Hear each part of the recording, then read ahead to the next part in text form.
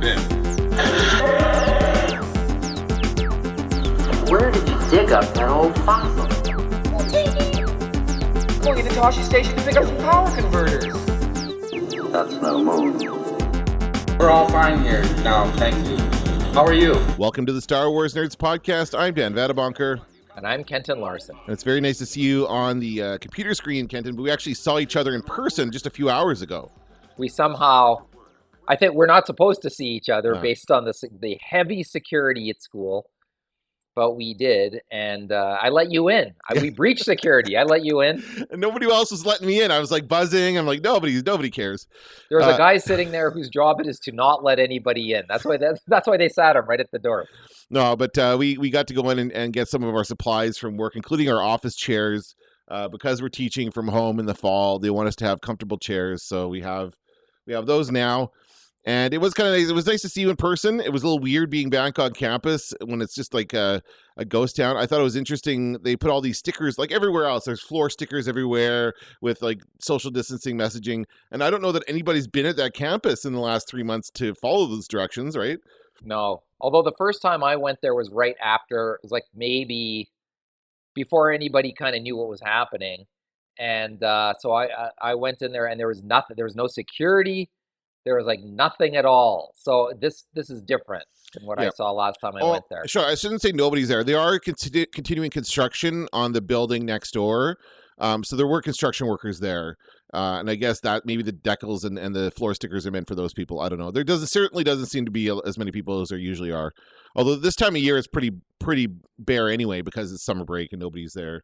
Everyone's on vacation. So anyway, we have our chairs. We're ready to go for the fall. I'm sitting in mine, and it's actually much more comfortable, I have to That's say. good. It's already started. And the other thing is, the chair was sitting in the back of the car heating up. Ah, yeah. And so now I'm sitting, it's like a nice warm heated chair. Just for a moment. For a moment. It'll be ice cold again by the time we're done. There you go. Yeah. We are going to talk about Star Wars this week. Lots of stuff happening in the world of Star Wars. But first, I want to kind of mention that this week I had went on a bit of a nostalgia trip, which is, most of my life I spend thinking about things from when I was a kid. That's kind of what this podcast is. But I watched what I call the trilogy, the Kids in Space trilogy. And I posted about this on Instagram, 3 movies from my youth that I absolutely loved, and I rewatched all 3 of them, and they are Explorers, starring Ethan Hawke, very young Ethan Hawke, and River Phoenix, and then I watched Flight of the Navigator, starring some kid that never went on to anything else, and Paul Rubens as the voice of the spaceship in that one, which was, I enjoyed that one quite a bit. I remember seeing that one in the theater when I was a kid. And the third one I watched was Space Camp, which was much more star-studded than any of the other 2. And the reason I bring this up is because in Space Camp, Joaquin Phoenix is in that, although his name is credited as Leaf Phoenix for some reason. But a very young Joaquin Phoenix is in that movie, and he is an absolute Star Wars nerd. Like I for some reason I remembered him in that movie being like the boy genius, kind of like River Phoenix, kind of like his brother in Explorers, who kind of, in that movie, he figures out the computer program and the force field and all the science stuff. But in Space Camp, Leaf Phoenix is just a Star Wars nut. That's it. He's just a kid who loves Star Wars. And that's the only reason why he wants to go into space in the movie. So he's quoting Star Wars all over the place. There's a point. Now, the movie, of course, is about this group of Space Camp kids that accidentally get launched into space for real, which is my dream. When I was 10 years old and I watched this movie, I'm like, oh, I wish that would happen to me. I so want that to happen to me. Then the Challenger exploded, and that was the end of that dream. No, the funny thing is this movie, and the reason why this is like of those 3, this is the least known, I think, even though there are tons of big names in it. And it's because this movie was released 6 months after the Challenger disaster. So not the best time to release a movie about the space shuttle. I still like it. I think it's a really good movie, and there are lots of great Star Wars quotes, rather, including a part where Joaquin Phoenix has to go on a spacewalk outside the shuttle, and to get him to go, because he's very scared. He's a kid. He's scared, and so one of the other characters starts going, "Luke, use the Force, Luke." Search your feelings. And he starts quoting Star Wars. It's great. It's just a great scene. I loved it. So that was my week. I had a lot of fun, just kind of going down memory lane. And when I think about it, I mean, we talked about in the past, there was a huge boom of movies kind of ripping off Star Wars after Star Wars came out, right? Battle Beyond the Stars, Star Crash. There's a bunch of these really bad even like Battlestar Galactica could be that as That well, was a right? major Star Wars ripoff. Right. But this one, I would say these three movies, because kids are the main characters, I would say they're more in the line of like E.T. ripoffs. Because E.T. was the second biggest movie to come out at that point, or maybe it was even, I don't know if it actually surpassed Star Wars as far as box office is concerned, but it was pretty big. Yeah, it did. It did? Okay. Yeah. So E.T. was a pretty big film, and that's about kids and an alien. And then The Explorers is about kids and some aliens. And I have to say, the movie goes downhill quick when they get to those aliens. It's a great movie. The first half is great when they build the spaceship and they go into space and everything's really cool. But then they meet the aliens and I'm like, okay, never mind. And then Flight of the Navigator was again a kid and an alien, but very little in space. It was like a kid and an alien spaceship racing across Florida, and that was pretty much all it was. But it's quite enjoyable, and I would recommend to anybody looking to check those out. Two of them were on, Flight of the Navigator was on Disney Plus, Explorers was on Amazon, and Space Camp was on YouTube for free. So it's right up there. Nobody seems to care about that one being on YouTube, and it's all there all accessible for pretty much free with those subscriptions. So cool stuff. Yeah, very good. We also had a trailer for a new Star Wars game coming out called Squadrons, right?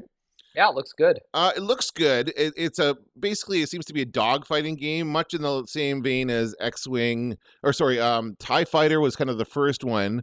And then there was a bunch of Rogue One or Rogue Squadron games, right? Yeah. That was kind of the series that came out in the late 90s, early 2000s. So it's kind of those. But it looks like in this one you can choose, much like Battlefront 2, you can choose to be, or you don't choose in Battlefront 2, you just start off as an Imperial. This one, I don't know if you could choose or what, but you can either play for the Imperials or you can be the Rebels. I'm worried that you have to play both. Yeah, probably. That's what it looks like to me, but maybe not. But I hate that. I hate when they force me to blow up good guys in the I don't want to be in the Empire. It goes against every fiber of your being to have to exactly. destroy X-Wings. Yeah, no, I wonder if that's going to be the case. That's very similar to what happens in Battlefront 2, in the storyline part of that, where you start out as a TIE fighter pilot and then you end up fighting for the Resistance or Rebels or whatever. Yeah, I don't know, but it made it look, and apparently it's a cooperative game as well, so that you can play online with friends and all play together and that kind of stuff, which seems like a lot of fun. So that one I'm pretty excited about. I will check it out. It's only going to be $50, I think, at launch. And I'm not sure when it's coming out, but it's pretty soon, I think, within the next few months. I'm interested. I want to know how much of it's online play and how much of it is campaign play. Yeah. And I also want to, and actually, you know what it reminded me of? Remember the Wing Commander game? Oh, yeah, absolutely. Yeah, Mark Hamill, yeah. Mark Hamill was in it. Yeah. Was a voice. That was back when Star Wars wasn't giving him love. And so he went to Wing Commander. Yeah. Of all crazy things. I really did like those games. I thought they were very good. And the movie was awful, but they should have had Mark Hamill in the movie. There was a while those games were the only things going on, basically, in computer home entertainment. Yeah. That was it. And I even remember, I'm pretty sure I either upgraded my computer or bought a new one just so I could play Wing Commander. There was one that was out for the PlayStation 2, I think. Well, PlayStation 1 or PlayStation 2. And I think it was Wing Commander 4, and it had 4 discs. And there was a lot of, that's the one I remember with Mark Hamill the most, where there's a lot of video, a lot of full motion video, meaning like cutscenes, actually filmed cutscenes with Mark Hamill and that kind of stuff. I remember that one too, and it was like almost too many cutscenes. Yeah. Too much movie. Well, not enough gameplay. That's because there wasn't much game to it at that point, right. But I enjoyed all those. And yeah, so it's been a long time since I played a game like that. So I'm kind of excited about this one to see how well it is, how good it is. The other thing that I noticed today, I was searching up that story just to see if I could get more details on it. And I also found out that the classic Star Wars game, Episode 1 Racer, is actually out now for Switch and PS4. Not sure why it's not on Xbox. But I'm gonna download it. I just found this out like a few minutes ago. It's only $15. It's on the Switch, so I'm gonna download it on my Switch and play it and let you know how it is. I mean, I remember that being a good game. I played the hell out of that. That was Nintendo 64, was it? Yes, that's right. Yeah. I played the hell out of that game, and I actually remember this was before you had to unlock. Remember how you used to have to unlock things?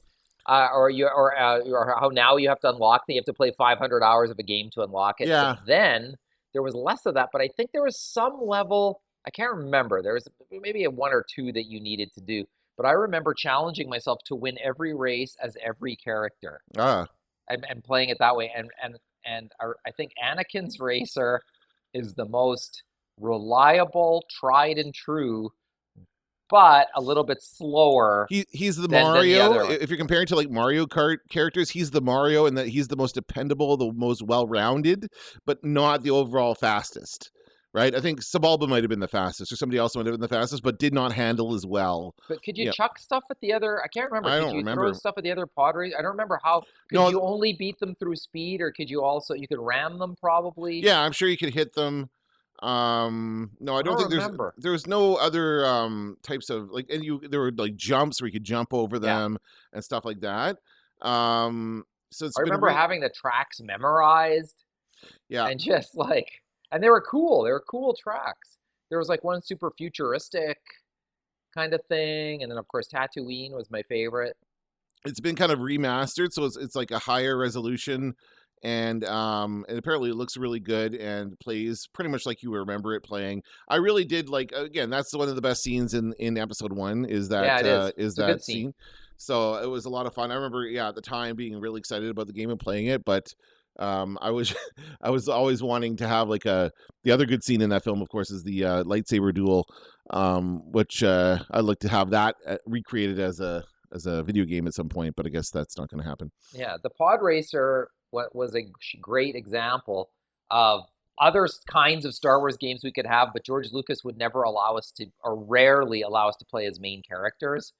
And so you're kind of like, oh, I guess I'm Sebulba now, It's like nobody ever saw Star Wars and wished they were Sebulba. I mean, you did get to play as Anakin. I like Sebulba. I think he's funny.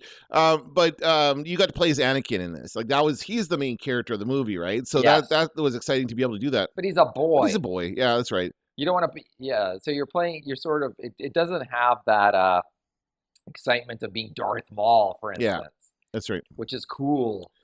But playing like Jar Jar Binks. Nobody ever wanted to play Jar Jar Binks as a character. I saw that you recently posted on your Instagram account all the original carded figures you have from episode 1, and not many, 5. That's it? Oh, I thought you had more than that. But one of them is Jar Jar Binks, and then there was comments that maybe it was Ian McCausland or somebody underneath saying, "I'm waiting for that character to become popular again, so it'd be worth something."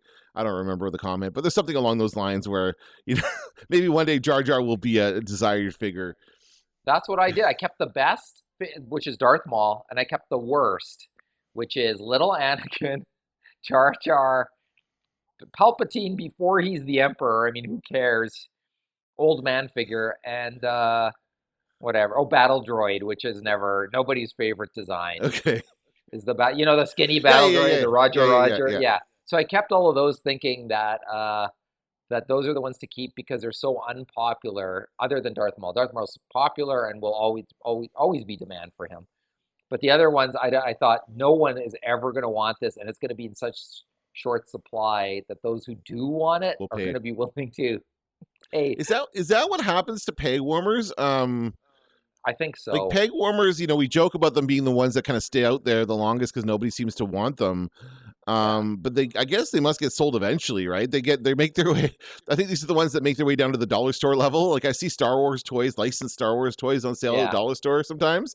There was a Rogue One figure there not too long ago. It was a Jyn Erso. It was a larger, maybe like a 10-inch, like a Barbie doll sized doll. It looked like for $4 at Dollarama or something like that. I thought that was pretty funny that they had these Star Wars characters there. I do think there's some degree of that, but then for everyone like that, like I think there's probably zero demand for Rick Oley, and I'll bet you that who knows, but I don't think off the top of my head I can't say.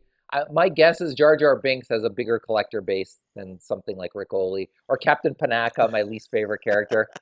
Like, who does nothing. He's just a naysayer, but they made a figure out of him. Well, you told me the other day, last episode, you said they made a figure for pretty much every character in those movies. Everybody had a figure. Yes, the old men with pantaloons who who just walked around. Dexter Jetster had a figure. Yeah. And, the guy with the ice cream maker. Yes. They made a figure out of. Yeah. It reminds me of I was watching an episode of Toy Galaxy the other day, one of the YouTube channel I've talked about before, and he gets sent toys all the time. People, when they're paring down their collection and trying to get rid of stuff, they send him stuff, and he kind of looks at them and comments on them. And somebody sent him a Dash Rendar figure. It was actually the ship. What was the ship called in Shadows of the Empire? Oh yeah, Dash Rendar. And it looked a lot like the Millennium Falcon. That the whole thing. What he talked about was how he didn't like at the time that they were going so close to a Millennium Falcon / Han Solo type figure, and like it was all very much a Han Solo knockoff. And this is speaking of like the time where they would not let you play with canon characters like Luke or Leia or anything like that. So he talked about it, but then he said he came to terms with it and actually kind of likes it now. so that was a long time ago that all the Shadows of the Empire stuff came up. So it was just an interesting kind of aside when someone sent him that toy. So yeah. You saw a really expensive Boba Fett figure. What happened there? It's on eBay. I started noticing people, non-Star Wars websites tweeting about it. Like The Guardian, I think, had it. And it's basically it's the rare prototype Boba Fett with firing rocket. So okay. Well, this is all blue. Yeah. It's one of the only ones. I don't know how many there are on planet Earth now. Is it 2 or 3? There aren't many. So there it is. It's on eBay with the buy it now price of $225,000. And nobody's purchased it yet. As of later last night, no. But see what happens today. It might.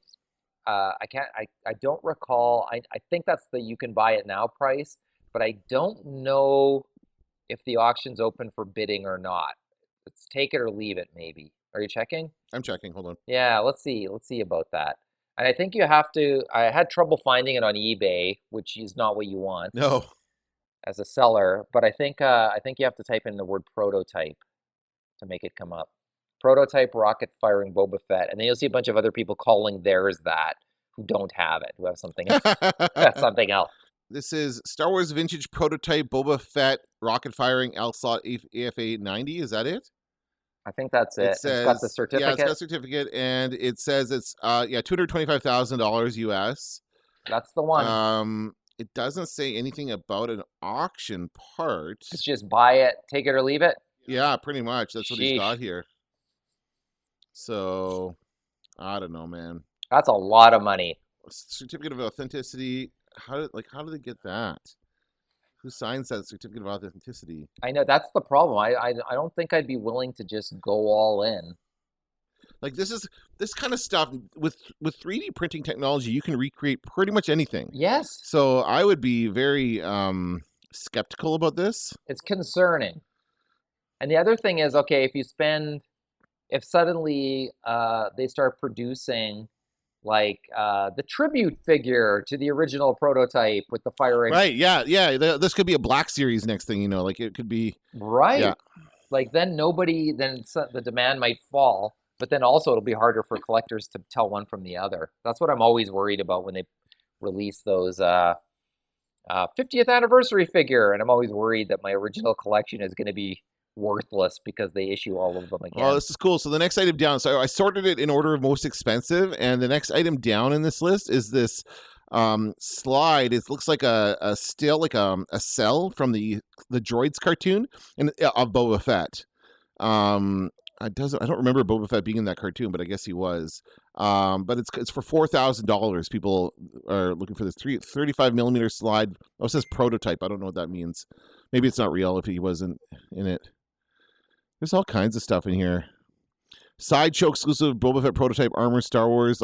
So that's what you're talking about. The Sideshow. Okay, Sideshow collectibles, right? Sideshow is like super detailed. Expensive toys as it is, and this is what you're talking about. It's modeled after the prototype, so it looks like that same prototype, but it's like posed and it's a bit better detail. And that one's $500. Yeah. So I'm always worried. I mean, I do think supply and demand tells us that Boba Fett figure one day will probably be worth $1 million, probably. I don't know. It's only worth what people are going to pay for it.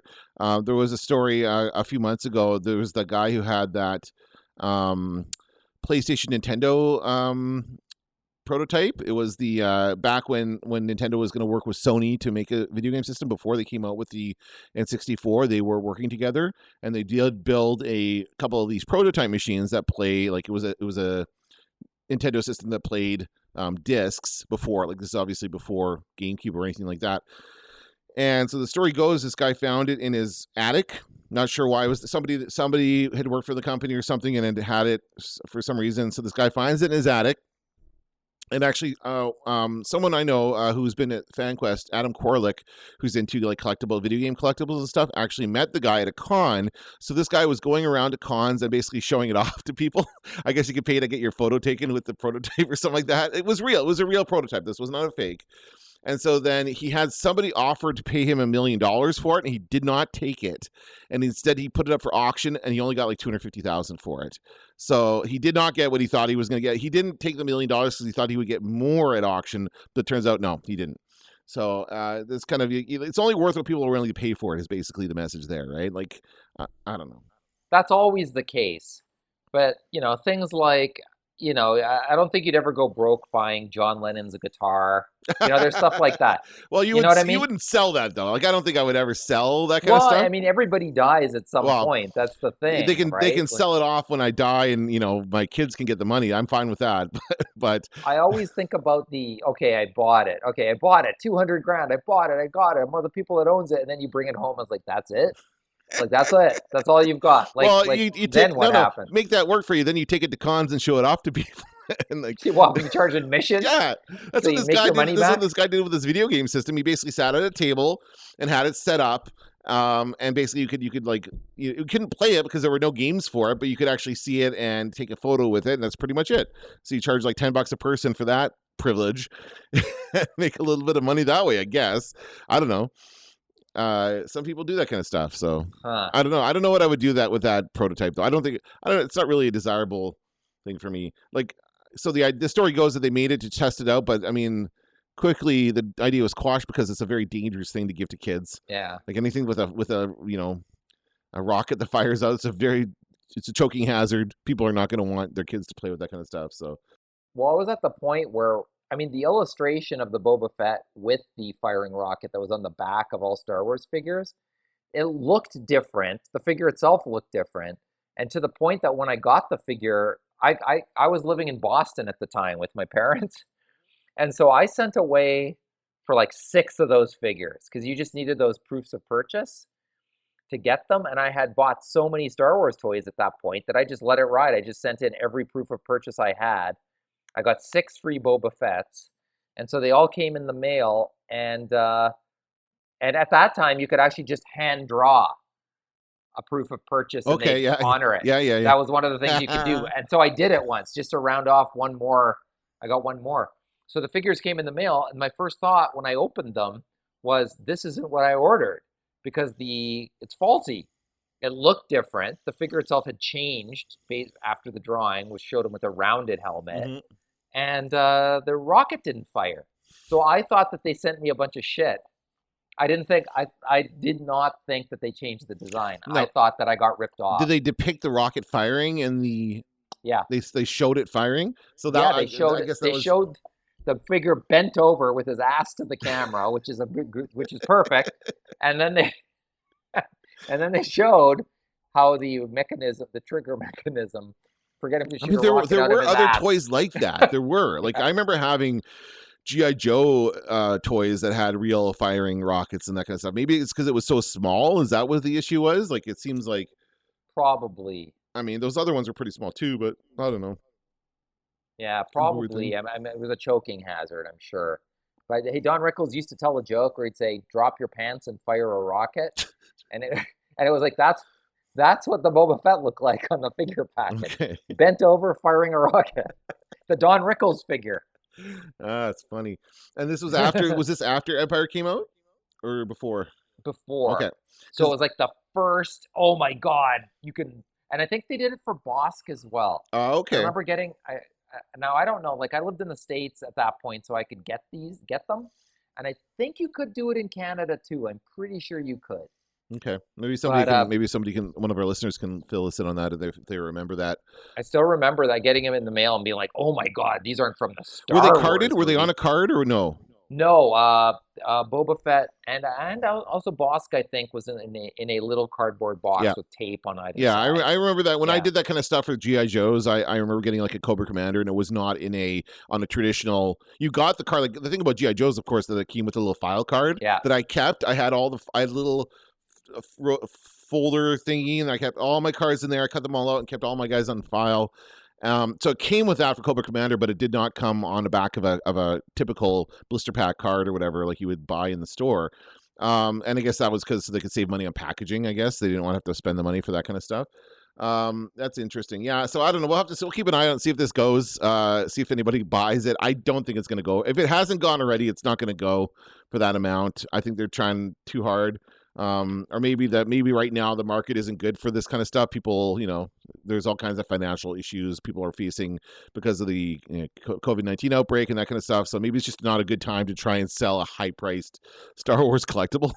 Well, I think the Guardian said the last time it changed hands, it was 100 grand, 120 grand. Okay, so they're looking to double their price or something. I don't know if that's a reasonable thing to think is going to happen.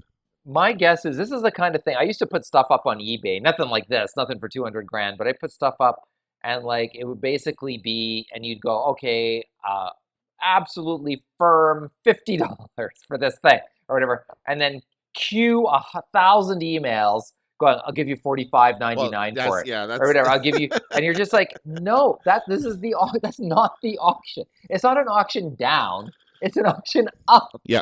And you know who's really bad for that? Winnipeggers. Oh yeah, I'll come to your house. Oh, well, it's the same thing on Kijiji. If you ever try and buy or sell anything on Kijiji, people immediately message you, I'll give you $10. They automatically lowball you.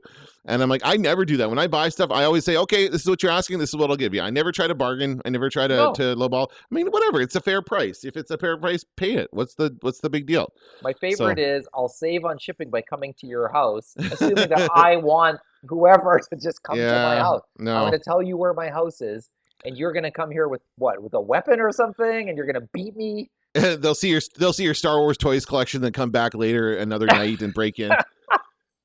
But I mean, that's my guess is if you're selling this for 200 grand, you're getting all kinds of emails like that. Probably. Oh yeah, you're I'm getting sure. all kinds of, let's take this off the books. I remember one time, I used to buy Star Wars purchases all the time, and once in a while somebody would just be gouging Canadians on shipping.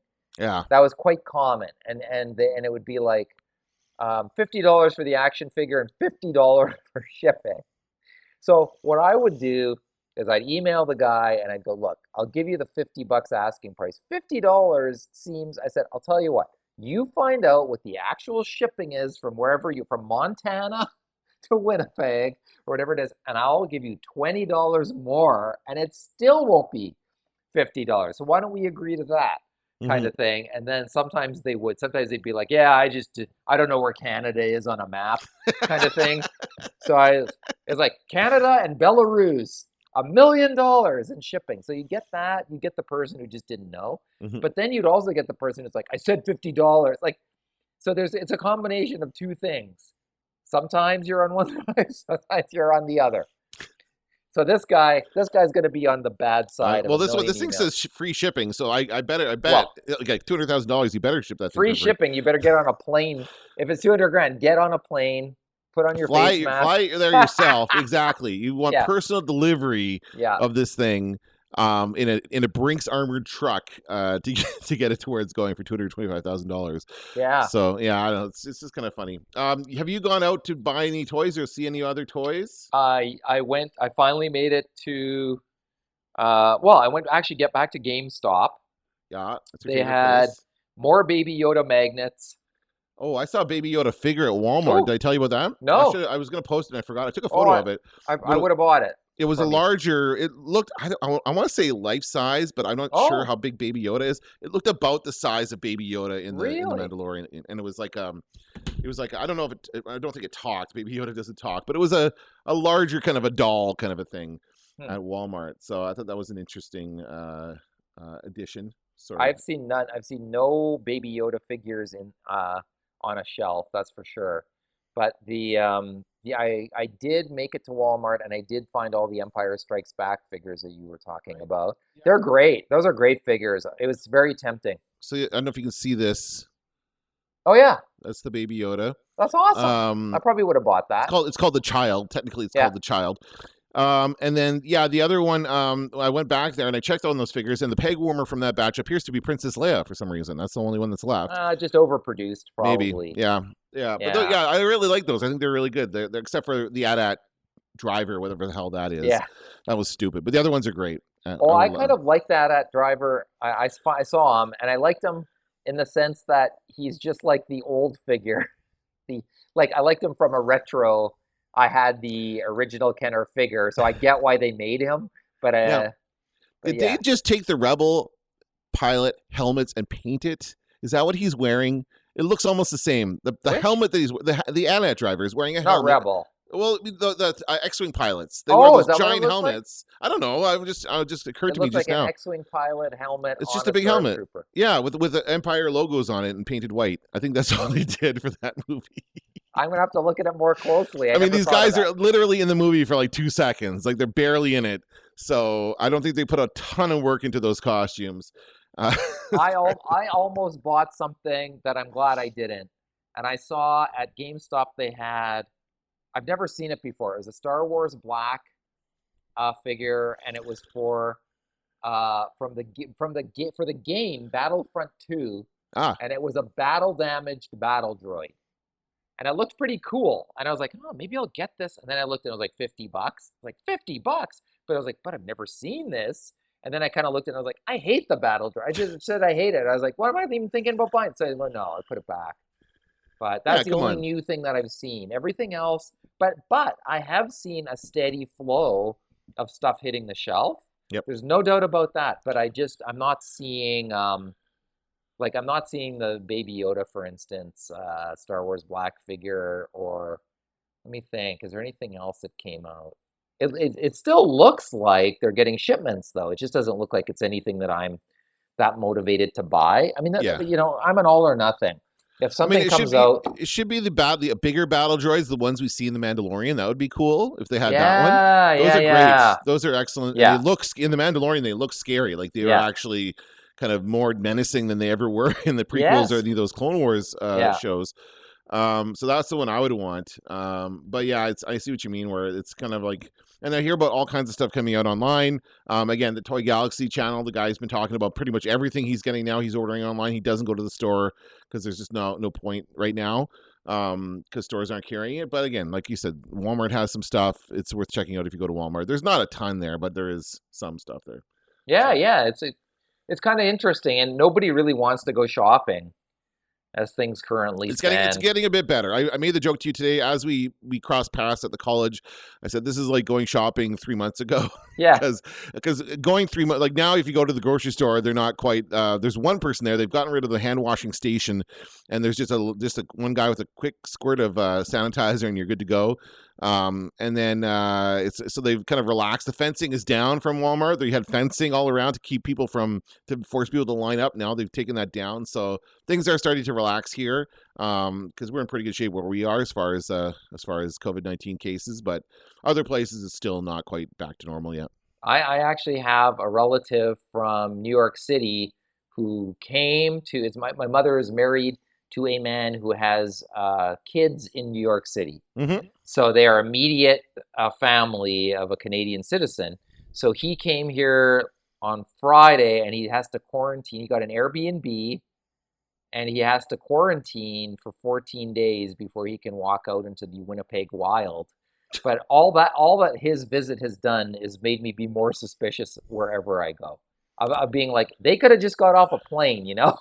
I don't want to be around the people who just got off a plane. I don't know if you saw this, but our friend Sherilyn Johnson, who's been on the podcast before, she was on Media Nerds, not Star Wars Nerds, but she's from Toronto. She lives in Toronto, but she has family here, of course, and she recently came back, and wrote a huge post on Facebook about her experience traveling from Toronto to Winnipeg, and no. about all the mishaps Not good. that ensued. No, well, I don't know. Apparently, the airlines are not down with all the.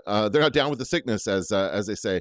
No, they're not down with all the. They didn't inform any of the passengers about the quarantine regulations. So, if to hear her tell it, now she knew because she checked it out ahead of time.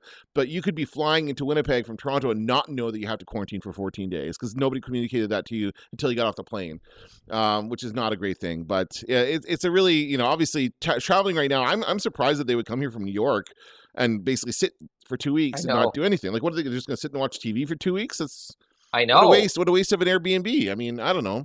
Well, I guess. And I should say on that side of the family, my mother's husband owns a cottage, Lake of the Woods, not Lake of the Woods. It's before Lake of the Woods, so it's in Manitoba, not in Ontario, and West Hawk Lake. Right, of course. And yes. I couldn't think of the name of it. And so the appeal of coming to Canada is you spend 2 weeks in quarantine, then off you go for a to month. the lake, and you can be there all summer. Right. And isolated from everybody and everything, and you're not in a big city. Can you imagine being in New York City where there was a COVID outbreak? Oh, yeah. I mean, it's awful. No thing. And it's spiking in the U.S. right now. Yeah. So, God, I just wouldn't want to.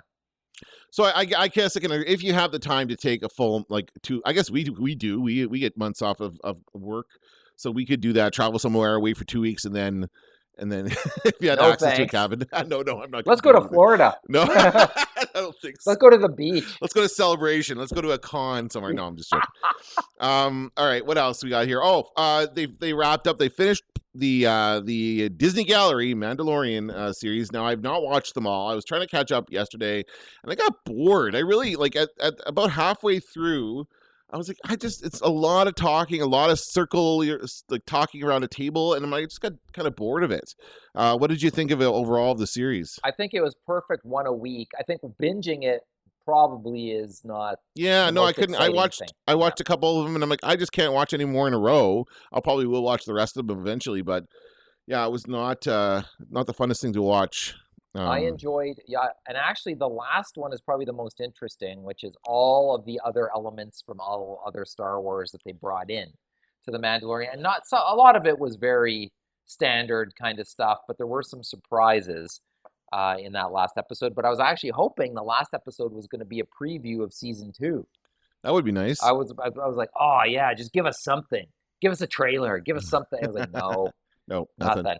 But they did, and that was the other item. I'm not sure if you're ready to talk about it yet. Yeah, sure. The Mark Hamill.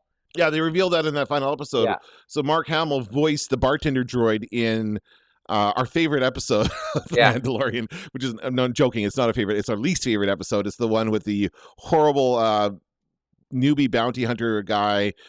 Whose son was that again? I don't remember whose son that was. Bobby Cannavale's. Oh yeah, Bobby Cannavale's son. Yeah. But it also had Ming-Na Wen, who I love, who's a great actress, and but it's the one that takes place on Tatooine. So he walks in there looking for work, and there's a droid, and it's such a contrast to the original. It is Mos Eisley's Cantina. And it's such a contrast to the first scene because there's nobody in there. It's deserted. And not like the first time we see it when it's packed. And so that bartender was Mark Hamill. We learned that. And then from that, we learned that he's done all kinds of voices throughout the Star Wars series. He was in Rogue One and Solo, but we don't know who he was or what he played. Yeah. Or do we? Well, first of all, they confirmed that the droid working the bar was Jabba's former droid, EV-99. Yes, that's right. And so the one who's like, soon you will learn some respect. Yes, that's right. R2-D2. We have use for you on the Master's sail barge. Yeah, that was him. And now he's relegated to bartending. I guess he wasn't on the barge, right? He didn't. Yeah, because the barge blew up. Right. But he would have been back at Jabba's palace when that happened. So he did not die. Right. So he's the one who learned some respect. Oh man, what happened to Wooher? That's what I want to know. Yeah, he was the guy. Right? I think they just replaced him with cheaper machine labor. Well, ironically, he's the racist robot guy, right? He's the one who doesn't like droids. Right. So it's the ultimate comeuppance to be replaced by a droid for sure. Yeah, but Mark Hamill confirms that he has been a voice, and he said not in the prequels. He has no part in the prequels. Too bad. But he did not say who the voice was in Rogue One or in Solo, which to me is, I think we're going to have to watch Rogue One and Solo again and write down what the suspects are. All right, we can do that. Because you know what else occurs to me? If I were to start anywhere, there's voices over loudspeakers in both of those films. In Rogue One, it's on Yavin. Yeah. And in Solo, it's at in the very beginning. The recruitment center, where he's signing up. Yeah, you're right. The recruitment center voice is probably high up on the list of possibilities. No, this is pretty common practice these days. I guess back when the prequels were happening, it wasn't as much, or maybe George was just like, I really don't, want to do anything with the original cast in this one. But these days, like I even think about like the Star Trek movie, which I watched pretty recently. This is the J.J. Abrams Star Trek movie, the first one. There's a scene where they're on the Romulan ship, and there's Romulans yelling when they go on there to rescue Spock or whatever, or rescue their commander. And one of those voices is Will Wheaton, who was asked to do just kind of again, same kind of thing. Like, just be a voice. Nobody's going to know it's you, but it'll be fun to have your voice as part of this because you're part of Star Trek. And so that kind of stuff does happen. Of course, we know there's tons of voice cameos in the newer movies. And, Daniel Craig, Kevin Smith was in one of those stormtroopers. So there's all kinds of stuff like that happening all over Star Wars. So it's no surprise that Mark Hamill has been a part of this, even if it's just for a bit part like that. And maybe we'll see. Maybe we'll see him again. Maybe they'll go back to the cantina again next season, and we'll get to a little bit more Mark Hamill as a droid. I think it's pretty much a guarantee that we'll be going back to Tatooine, especially since we left it hanging. Few things are still, and which also means that maybe Amy Sedaris is back. Yep. As Ripley. Well, So the other thing about it is that so I watched the episode about acting, the actors and casting, I guess it was, about that, and then I watched the one about the technology and stuff, and they talked about how George developed the look of Boba Fett, that look that they used from the Mandalorian. The whole Mandalorian armor design was kind of developed for, Empire Strikes Back, or earlier than Empire Strikes Back.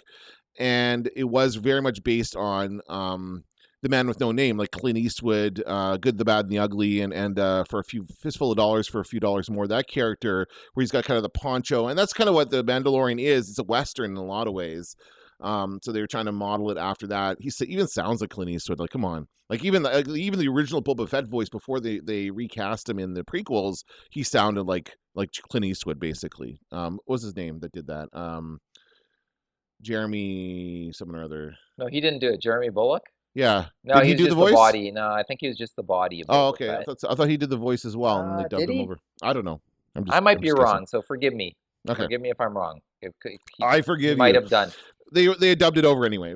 So, yeah, it doesn't matter now. But it was very much based on the Man with No Name and kind of that lone gunman kind of character, which I thought was really interesting. And then they built a whole culture around it. Like they built everything out of the Mandalorian race and everything that we know about the Mandalorians. They kind of built out of this one character, which is really, really cool. I think anyway. Yeah, it was good, and I did appreciate what they call the volume, which is that giant room they created. It's just all video screens, and it was basically live sets. And they shot the bulk of the series in that room, where they just create, physical set on the ground, dirt or whatever, and then it matches the screen, which shows the distance and shows the kind of the background. And they did it for exteriors, they did it for interiors, they did it for space fights, they did it for everything. Which is really, really cool. And I imagine that we're going to see a lot more things filmed in that way going forward. It's way better than green screen. It's so much better than green screen. Yeah, no comparison. It's in real time, the actors have something to react to. They feel like they're in the shot. It's much, much better than green screen, which is what they've been kind of the bulk of special effects filmmaking for the last 10 years. It's made me think more about video games when I play them. Yes, because you were so used to just looking around and the scenery changes and without any delay in the graphics or anything. That's something, again, as I'm playing Breath of the Wild, the Zelda game for the Switch, I can't believe how quickly that game just opens up, and there's no loading times, that you just go wherever you want, and the scene just builds as you're going through it. I remember back in the old school Zelda games when when you move to a different screen, there was a delay. It was like a delay, and then the screen kind of scrolls over so you can see what's happening. But nothing like that anymore. It's a complete open world, and you can pretty much go anywhere, and it's there. And that's what they're doing for filmmaking now. Yeah, I remember even car racing games had to redraw. They couldn't keep up with the speed you were going in the car. Yeah. So sometimes you'd see there'd be a pause, or you would see like the scenery being drawn as you got closer. The older Grand Theft Auto games had a bit of a loading when you had to leave the island or something like that. You had to get a bit of a loading screen to get into the next part of it. That's gone now. Grand Theft Auto 5 has gotten rid of that stuff. Yeah. So it really is. The technology is just incredible, and it's incredible that they're using it in this way to create digital effects in real time as they're shooting. It's so much better. Like, everything's better. And the other thing I did notice that they had 3 guys playing the Mandalorian. They had him, like the main character, the actor, Pedro Pascal, and then they had the gun guy, and then the martial arts guy. So there was a guy who was like, every time he drew a gun and fired a gun, it was like the gun guy. Every time he fought off somebody hand-to-hand combat, it was the martial arts guy, and it was seamless. I couldn't tell there was a different guy in there. It was very, very cool that they were able to do that. So there were some good things to come out of that series. I just wasn't able to get through all of it as a binge, but I will watch it a little bit as we go. And again, like I said, it did get me in the mood. I started kind of picking away back at the Mandalorian again, just rewatching it a little bit at a time to kind of get back into that. So it's a lot of fun. I think I'm going to watch the Mandalorian one more time before season 2. Yeah, I think I got to do it. It's so good.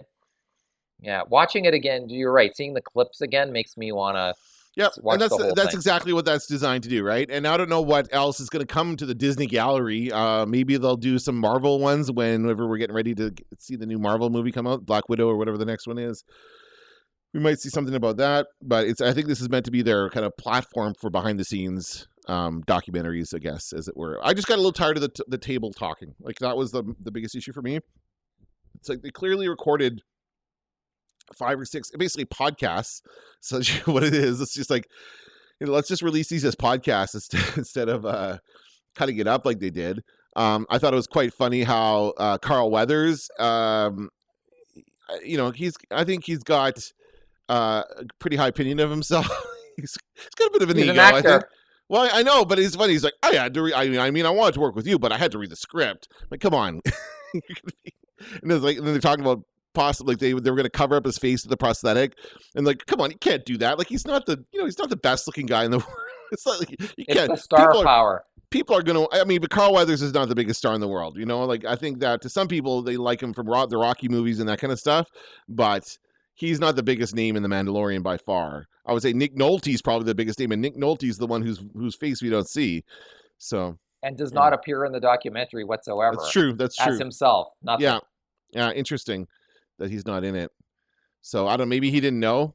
maybe it was what's his name situation where he didn't know they weren't going to show his face. He zoomed it in. You don't phone it in anymore. Now you zoom it in. That's right. Right. He zoomed in his performance. Yeah. So anyway, but yeah, it's worth watching, I guess. And anything else you wanted to say about that series? About Disney Gallery? Well, there's probably going to be more of those, and Disney Plus needs content to keep us going until season 2 comes. So the more of that, the better. I think the next thing Disney Plus is doing is they're releasing the Broadway version of Hamilton on July. In a couple of days. Yeah, it's like next week. Yeah. Yeah. I'm actually kind of looking forward to that. I think that's a lot of fun. Oh, I'm going to see that too. Yeah. Releasing it on Canada Day, I think, July 1st. Woohoo! Happy Canada Day, a musical about American independence.